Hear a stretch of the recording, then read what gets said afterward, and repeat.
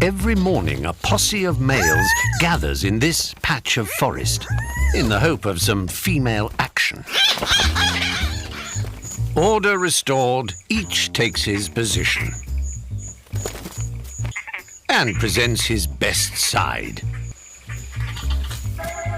They'll be judged on their rear ends.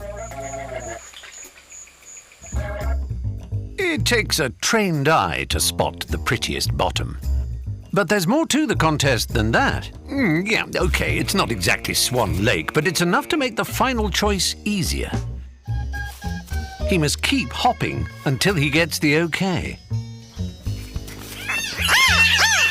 Not everyone's best pleased about that. But the competition isn't over yet. There are still other females to win over. So they must